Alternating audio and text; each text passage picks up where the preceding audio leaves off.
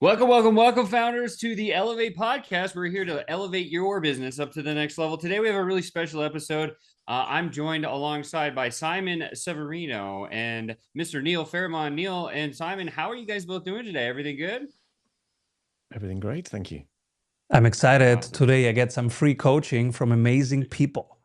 I wouldn't say that, but today what we're covering is failure to launch, right? If you have a product that's up and coming and you want to launch it, whether it be a new funnel, a new book, a new anything, maybe it's a new event that you're doing, like a virtual event or something like that, and you're thinking about, how do I launch this thing? Where do I go? Where do I start? Because I don't know what I'm doing. If that's you, this is definitely the episode, because we're going to cover the soup to nuts, A to Z, everything you need to know about how to launch something and get it done. Today, we're going to actually dive deep with Simon. This is more of a case study example versus just a conversation. So a little bit different style show today for you guys.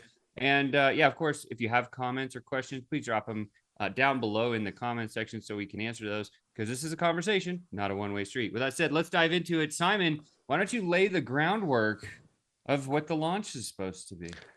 Here is the launch. Here is the problem to solve.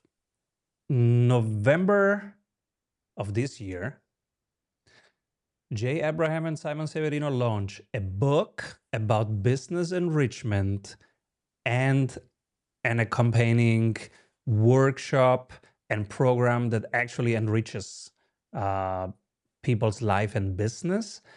The idea is to give them 12 tools that reduce the stress and the hustle. It's an anti-hustle book.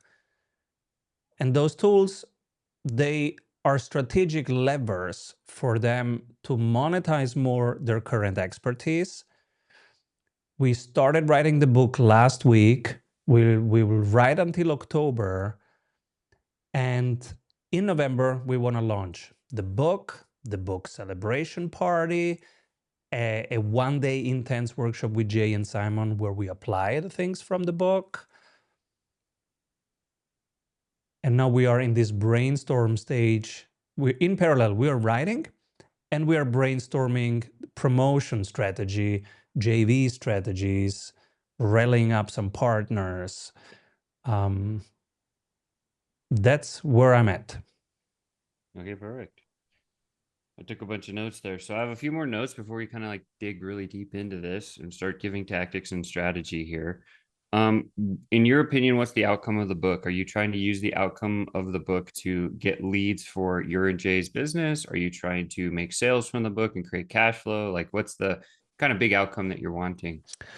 Outcome one, the book will help a few 100,000 business owners enrich their life and business while they run their business, not later. Outcome two, Simon and Jay will make $1 million this year around the book, mainly from the workshop and from one-on-one clients that will book us after the workshop. Next year, this will also have book royalties, etc. So that's, I think, the three goals. Okay, royalties. Okay, so first tactic is to help 100,000 business owners. Second tactic is to make $1 million personally. Third is to then push it into the stratosphere with royalties and other ways to monetize the product, all focused around a book. Yes? Yes. Okay, perfect. I guess like the first couple of questions I would have is, and I know you've already written books, you're definitely doing that, but I think like one of the big things is we always talk about, and you shared this with me, is like the book has to have a story arc. So I'm sure that it's going to have like one major story arc, and then each chapter is going to have mini story arcs that match the big story arc with call to actions. So that, and the call to actions, where are they going to run to? Do you have any idea where? I started already talking to Claude about this. It's amazing. I said, hey, Claude, I want a book like the first book that creates the story. In the end, it's business enrichment. So they have a life that generates income instead of being in the hustle of building a business. So these are the typical mistakes that they do. Each chapter should solve for one of these. And then it asked me questions. We went back and forth. I have already 12 chapters laid out as a draft. Each of them solves one problem. For example, instead of them, this was inspired by Neil, by the way. He asked a question in a Monday session. He said, how do I transition from billing per hour to billing per outcomes? So that will be one chapter, the exact process, how you shift from billing per time to billing per outcomes and packaging your offer. Another chapter will be licensing. So each chapter has a little story. This person had this obstacle. This is how they overcome it. By the way, the same process, you can have it. Here is where you can download it. Okay, cool. So you have that. And so the book's tuned to basically achieve your outcomes right now from the start. Yes. It should, Okay. yes. So Right I now think it's the first theory, thing to but just yeah, kind of like hot note for everyone listening, if you are going to write a book, think about the outcome first, and then just make sure that your book solves the outcome that you want, right? So like if you're trying to help 100,000 business owners, like how are you going to do that? And make sure that's in the book. I think that's important. So and then in terms of, do you have a number for what the book's going to be priced, or is it going to be a higher price book, lower price book, somewhere in there? no idea yet. I think we will think about that at the very end of the process. Okay, cool. All right, so we have an asset. What are the assets? I guess my next question, and Neil, hop in when you have questions to ask here, because like I need to get all more data. But what are all the other? So you've got a program and Jay's got a program, right? Yes, and and then this will be a joint program. okay, so there's a joint program. And then how are you going to be selling into the joint program? Is it through like a webinar? Is it going to be on a call? Is it going to be what are you doing? That's what I want to brainstorm with you. I have a straw man, a little draft in my doc. The draft says first week of November, because we are rallying 80 partners, promotion partners, to send emails to this. And so first week of November, they would promote a little giveaway, like a PDF where, for example, one of those chapters and one of these tools, that you just get them as a free gift. And so the first week, we want to collect the emails of all these 80 audiences. That's the idea, collecting. Then week 2, we want to activate them. I was thinking about maybe I can create a 5 days challenge. So picking 5 things from the book and say, hey, do you want a challenge? It's about business enrichment. What about we do it 5 days together? Join the challenge. Because I had good experiences in the Sprint Club with tight challenges. They're helpful, they're fun. And then third week of November, I was thinking how to excite them. Maybe we do a group consult. So, hey, it's Jay and Simon, half an hour. You can come in and ask all your questions about business enrichment. And I was thinking, how can we excite them? Well, we can show them a little bit behind the scenes, what's brewing, what we're cooking, and that they can get maybe 30% off with a coupon code that's available only on that day. It expires the next day. And so maybe that's exciting, but I would love your feedback. Is it exciting for people to be like the first 30 or the first 50 who accessed it with a coupon? And then week after, we would have them promote the 1-day intense workshop, which is where most of the value happens. We apply the tools from the book to their business in a workshop style, 6 hours, Jay and I. And it's a format that we've done a few times, so it works. Just, collecting questions and attacking those problems live. That's the idea. And if around this time, there will be also a book celebration party. I don't know how, an online party, just for fun. So one of the first things that I would think about, and I know that Neil probably has a lot of thoughts here, is like from now until you start running those heavy promos, you still need a way to collect emails. And I think it's going to be important that you throw up some sort of a web page that builds a waiting list, right? And so that would be really be kind of like the first, like, hey, do you want to be one of the first people to see what Jay Abraham and my next project coming out? If you do, sign up here. You're going to get a special invite to potentially attend a 1-day workshop at the end. And by the way, we're giving away a free membership or a free thing to it or whatever. So sign up here. That's like the bait to get them on the list, right? Then you can like trickle some emails out at them between now and just maybe send like 1 or 2 a month to just keep them like posted of, hey, don't forget you're on this list and the book's coming, and then leak something about it. I think that's interesting because you can set that all up on kind of like an automated drip. And then you just have like I would do, depending on how big you wanted to go, like I would start running a paid ad to that landing page just to get people on your waiting list, right? Like $1 a day or something like that. So it's like an awareness campaign to start building like awareness. And so that would be kind of really the first place, is just you need an entry point for people to start giving you their name and email. So Neil, what would you add on to as we kind of build into the strategy here? I definitely think the waitlist is a good idea, obviously, but also where is where is Jay prominently a sort of a person that has sort of a social connection? So social platforms that you both are on. So whether that be X, LinkedIn, and so on, I'd start posting some sort of teaser messages out there as well. Now, either via just a sort of standard post, or maybe start doing some teaser live streams around some of the topic areas as well, to start promoting that. Not only just as Sean said, around sort of getting people on your wait list, but I've seen people as well who, when they're creating an awareness for a particular campaign or a new book, then you could also potentially create a couple of sort of live streams joint with Jay to tease about what some of the book is about, generate some comments in there and things like that. So maybe go on the social platforms to start teasing as a build up towards the end of the year to generate some interest as well, and get out there in front of LinkedIn or wherever your sort of audience is. Because if it's aimed at business owners, then obviously a lot of the people are going to be on LinkedIn. So maybe start there and start to do some targeted live streams. Great ideas.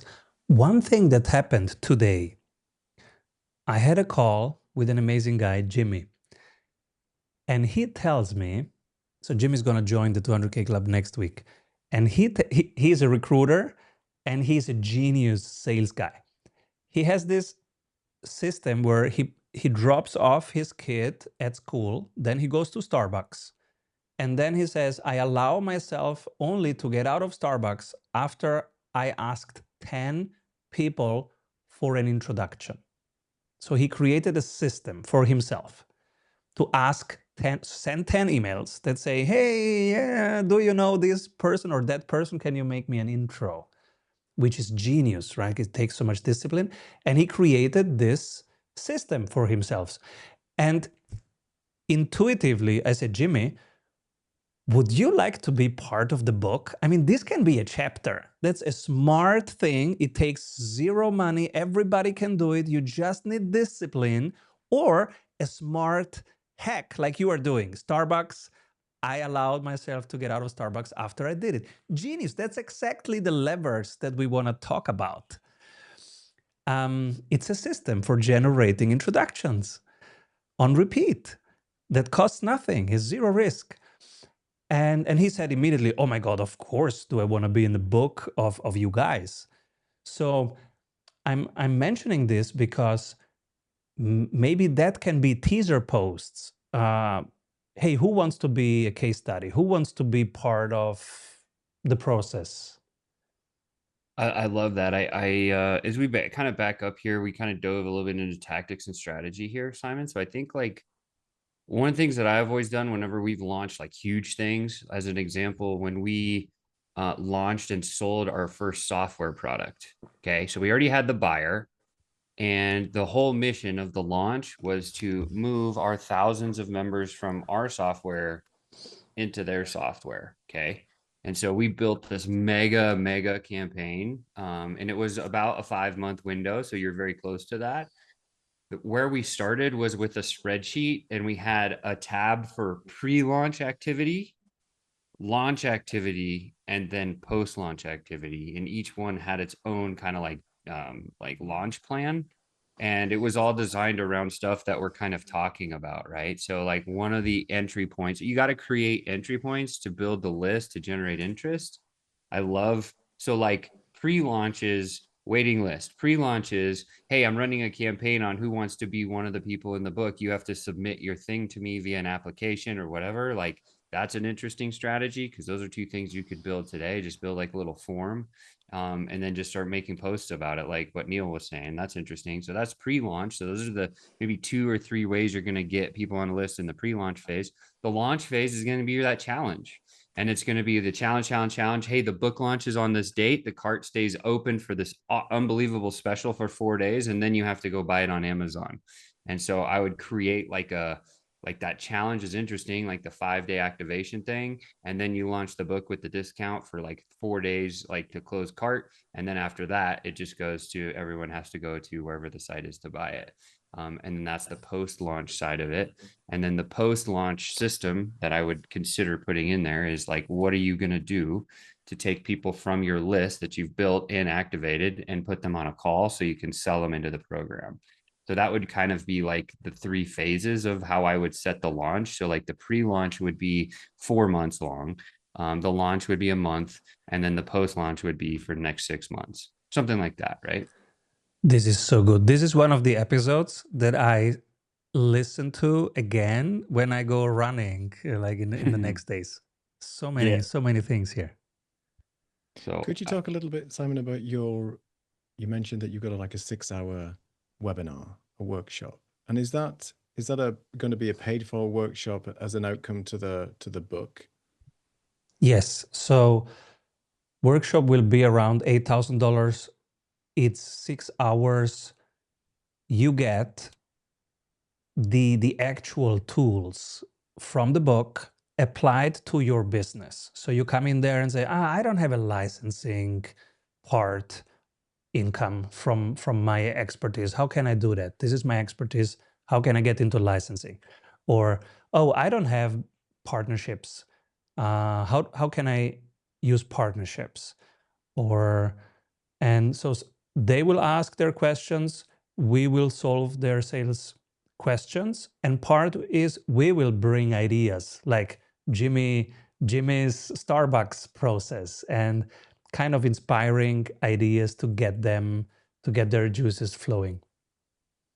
And is the number of people that would be potentially joining your webinar then limited? So it's an exclusive webinar for X amount of people, or are you just leaving it open to see how many you get? Because that exclusivity also can generate sort of that interest around it. And then anybody who potentially signs up for your webinar using a coupon obviously gets potentially a free copy of your book and accompaniment details with that as well. So that's another way of sort of generating interest, particularly if you make it exclusive.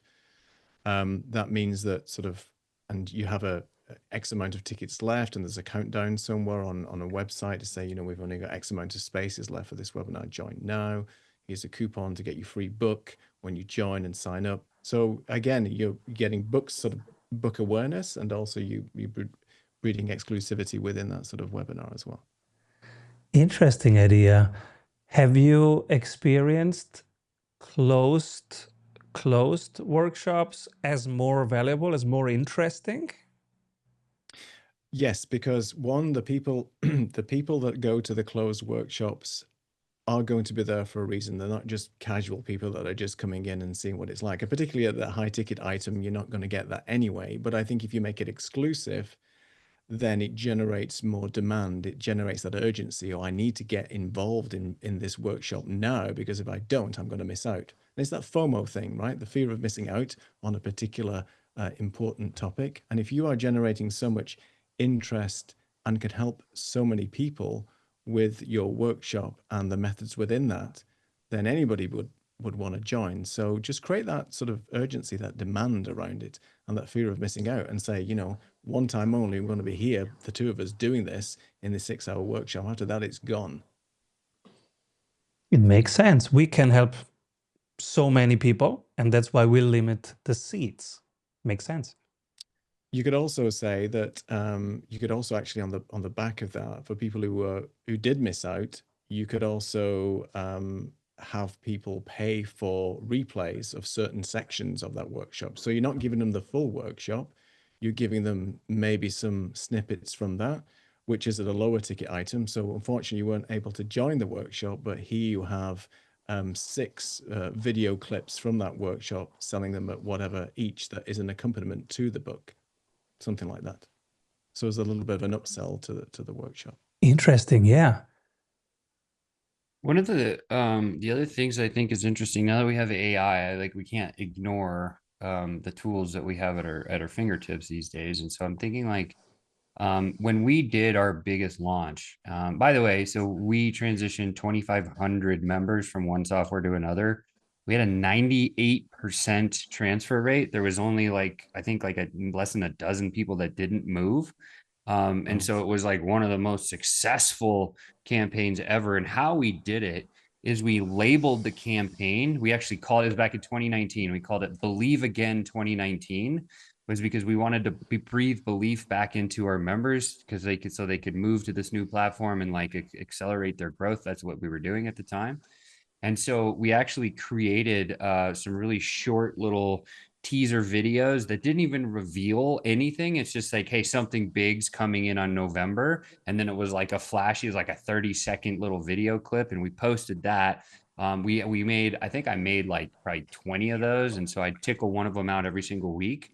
People they were like, oh, what's the next little trailer teaser going to be about? Right. And like, everyone was always excited about like seeing the next little teaser. And so people were talking about it. So we generated some interest that way, which I think is interesting. But also, so you could use AI to help you do that. But the other thing that you could do is put the entire transcript of the book into, or what you have so far, and say, hey, I need to create like posts that need to go out every so often for this campaign. I want the campaign to do this. And what I would think about doing is like maybe I think back to clients and community with Landon and Stapes. They're some of my buddies, and they had like a 6-day launch formula for like driving group sales. And so they had like day one was like a celebratory, hey, this person used this one strategy in our book. Here was the results.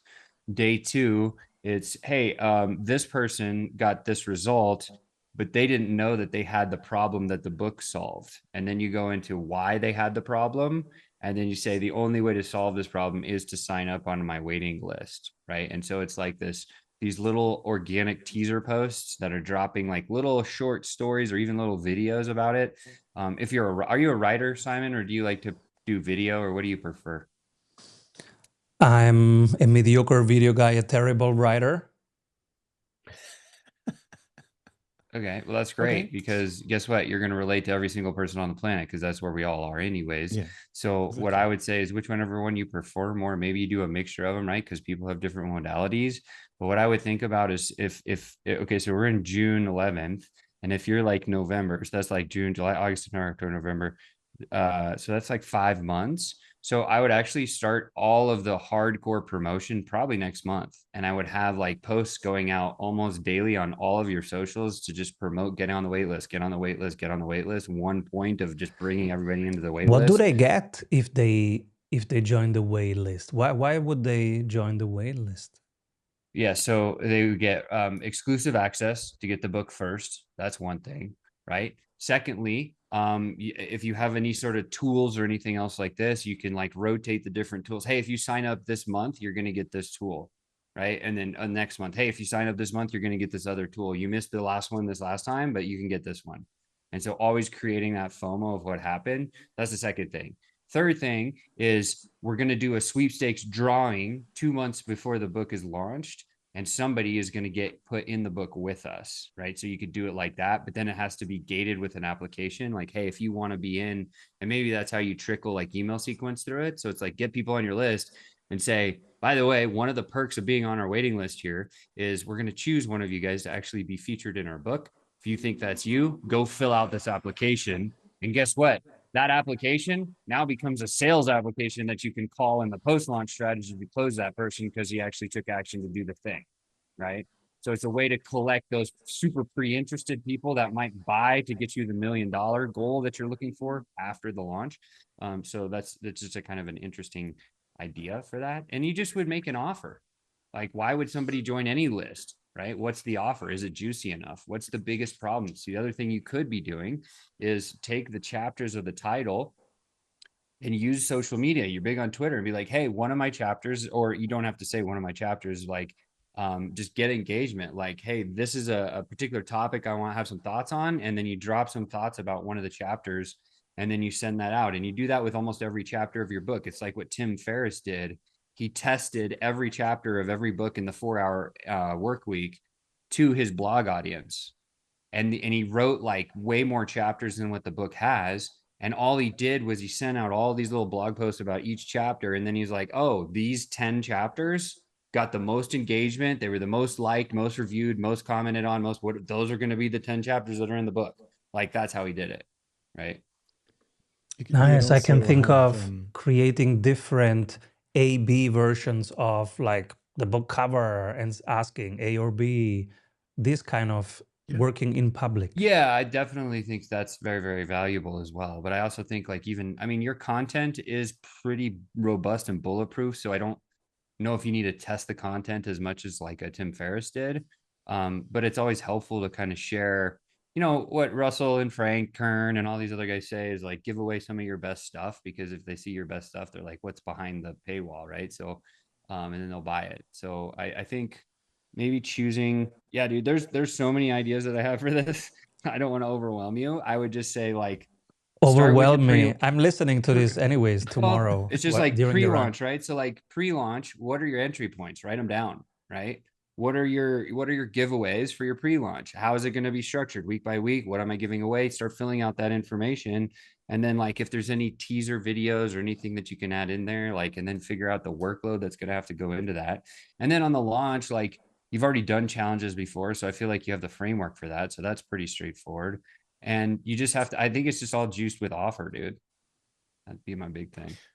I was going to say as well, the to Sean's point around the waitlist and why should people join the waitlist? Maybe you also add on that the if you join my waitlist, the first 10 people that I pick out at random will get an X amount of discount to my up and coming 6-hour webinar priced at 8K, reduced to this. So that gives people then the point of actually signing up with a potential that they could be involved in this webinar and get a discount price. If that's something that you wanted to do, you could limit it to like 10 people or something like that, depending on how many people you want to have on the webinar. But that's another reason why people would join the waitlist, to get a highly discounted, highly valuable webinar from you guys. Yes, that definitely can be attractive. Are you thinking about podcasting as well? Because you've been on many podcasts, and obviously Jay will have had and been on many podcasts as well, either up to from a pre-launch perspective and then post-launch. So creating awareness by, generating the interest on various podcasts. You could also, as part of the post-launch, as you're doing this 6-hour webinar, you could potentially do a couple of live streams whereby, you do a book reading, but you're not actually doing the full book reading. You're just picking, like you said, a chapter or two, and invite people to start commenting and asking questions around those two particular chapters. Generate the interest on the chapter title, invite people to come and comment and get involved and ask questions during that live stream to see if you can solve some burning issues based around that particular topic. And maybe do that on a potentially on a 12, if it's 12 chapters, do 12 live streams based around a topic each time, without giving away the secret sauce and obviously the information in the book. Just sort of touch on those subjects at a high level and get people to comment and start to. And would you call that live stream, would you call it book club, or would you call it the content of each chapter? Like, hey, live stream on licensing, on whatever the chapter is, you could generate that interest based around it. I don't know what your chapters are yet, but we could certainly take a look at sort of formulating some hooks around that. It's about piquing people's curiosity and making them more curious around what that answer is. So if you're trying to solve a particular problem per chapter, as you mentioned, there's a story arc per chapter, then you could tease the outcome of that particular chapter would be, formulate that in a question, and that would be the sort of title for your live stream. Nice. The other thing is, if you, for those people watching right now, if you've never know who Jeff Walker is, I know, Simon, you've interviewed him before on podcasts, but he wrote a book called Launch. In the book, he has 10 pre-launch questions that he kind of thinks about. I'll just read them to you so you can have them if you're on your run to your podcast. So, question number one, he says, when I'm headed into a launch, I'm thinking about my pre-launch, pre-launch. These are the top 10 questions running through my mind. It says, number one, how can I let people know something's coming without it having it feel like I'm trying to sell them something? So that's a good way to think about it. Question two, how can I tease the curiosity? Question three, how can I get their help in creating this product? How can I make it more collaborative? Four, how can I figure out what their objections are to this product? Five, how can I start to engage my prospects in a conversation about my offer? How can I be engaging and avoid the corporate speak that will kill my launch before it starts? Number six, how can I make this fun and humorous and even exciting? Number seven, how can I stand out in a crowded market? How can I be different? Number eight, how can I figure out how my market wants to be sold? Number nine, how can I figure out my exact offer? And number 10, how can this naturally lead into my launch or pre-launch sequence? Because this is kind of like the pre-launch strategizing meeting that we're having right now.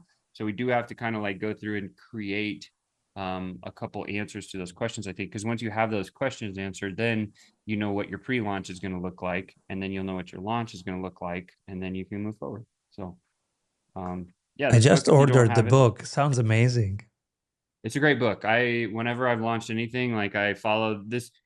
He's a very big email launch guy, so he'll basically build a whole bunch of a big list, and then he only does an email launch. It's like a 5-day launch system that he uses. So, and then like the formula that he put on for his launch is the same thing that Russell did with webinars. So he created like a website that would say, here's my origin story, basically.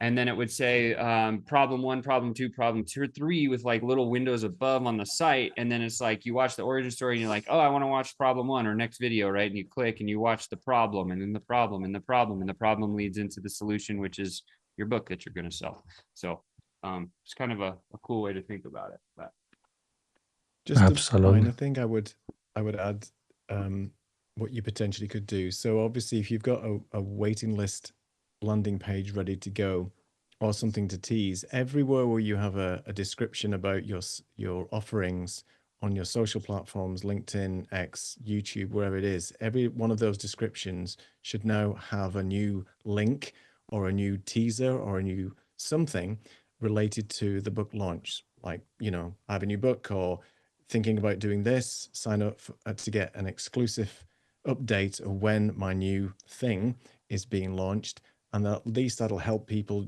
drive more traffic to your waitlist, but have it on every single platform you are on at the moment, just so you can add that to it, right? So whether it be a call to action or a link or in your link tree, wherever you've got everything, just keep that up to date. So every time people see you in the social world, there's always a link somewhere to that new book or sign up page or something around that. Just so it's all all right. connected. Neil and I have dumped on you for the last 30 minutes. So now I'm going to ask, it's your turn. Of all the ideas and everything we've kind of shared, what stuck with you, and what are you excited about? What do you want to throw out, and where are you going to go from here? My brain is activated and it's scattering ideas for posts, for involvement. What speaks to me is the involvement of the audience. I'm even trying, one of Jeff's questions was, how can you make it collaborative? So what resonates right now is that I build this book as collaboratively, as openly as possible. So each week I might say, guys, oh my God, in my last book, I made all these mistakes. And so this week I might talk about all the mistakes that I did in my last book and that I don't want to make them in the next book. The next week I might say, oh my God, now I'm writing and this is how AI is helping, this is how it's not helping. And then, so whatever obstacles I am experiencing, that might be the post. And one of the upsell offers might actually be, and if you have a book in yourself, let's help you get that book out, because I have a blueprint now. I have a process. It's the second time that I go through this, so it's tried and tested, and I know where the pitfalls are, and you can go faster, smoother through it. Let's do this. It's a great idea. I love the idea. You could use that as kind of a lead magnet for getting people on your waiting list too. It's like, hey, if you want the blueprint framework of how I'm launching my books, like sign up on my waiting list. I'll send it to you just as a gift. That way, you're not responsible for helping them write a bestseller because you don't want that responsibility because that's not your core expertise. But it's a cool giveaway.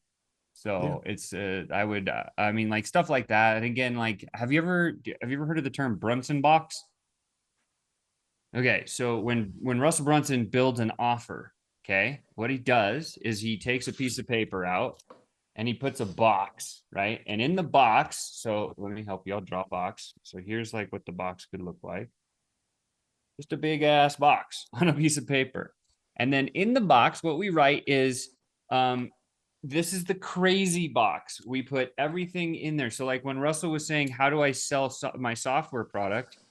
Let's just brainstorm ideas. He's like, okay, so I'm going to give a free book. So he'd write, give free book. And then he'd be like, maybe I'll have a sleepover at my house. And you put that in the box, sleepover at my house. And he's like, oh, these people can use my toothbrush, right? Or, you know, like whatever. Like he just started writing crazy ideas in the box, make them good ideas, obviously. And then at the end, say which of these things that I wrote in my box is going to be the most beneficial for anyone in my audience. And in fact, have a couple of people from your audience look at the box and say, look, if I were to build like some magic offer out of the stuff in this box, what would it be? Just circle the parts that you would put in the offer. And then it's collaborative because now they're like, well, if I got that, that'd be amazing. But I want that and that and that and that. And if I got this and I got this, okay, sweet. Those 7 things out of my 30 that I put in the box are now going to be the start of where I start with building my offer. And that's how Russell used to build all of his offers. He would do it for whether he's selling books or software or coaching or whatever else that he was doing. And every single time his clients would tell him, like, here, if you put this in your offer, it's going to sell. Guess what happened? He built one of the biggest software companies on planet Earth. So boom. It's the Brunson box. That's the move. So. And you can do a Brunson box for your pre-launch system, your launch system, and your post-launch system, and it will work with every single offer. So a little bit of framework for you, just for anyone that's listening, I think is if you are thinking about launching some stuff, just give a little bit more thought to, I'm just going to go write a book. Because most people who write a book, they're like, oh, I wrote the first chapter or the first draft, like I'm done. Well, as Simon will tell you, as I will tell you, as Neil will tell you, like the hard work only begins after the first draft is completed, because now you have to re-edit it, make it right, put the call to actions, get all the images, do all the stuff, and then marketing comes after that. So it's not just write a chapter or a draft of a book. So yeah. I was just thinking what you mentioned about like crowdsourcing and getting people to have input on various things as you're starting to post and as you're starting to formulate ideas. Maybe people love seeing their names in print, so you could also offer that anybody who's helping me or be collaborative, you might get a mention in the back of the book, like, you know, where you have patrons and things like that, where people just post stuff typically on the end of YouTube videos who supported me throughout my journey. Then you could potentially have people's names in the back of the book saying, you know, couldn't have done this without such and such a body. Thanks so much for your help. Bum, bum, bum, bum, bum. And it's just an exclusive list of people that have helped you along the way, maybe. Nice. Cool, guys. This was really, really helpful. I'm going to listen to this twice tomorrow on my morning run.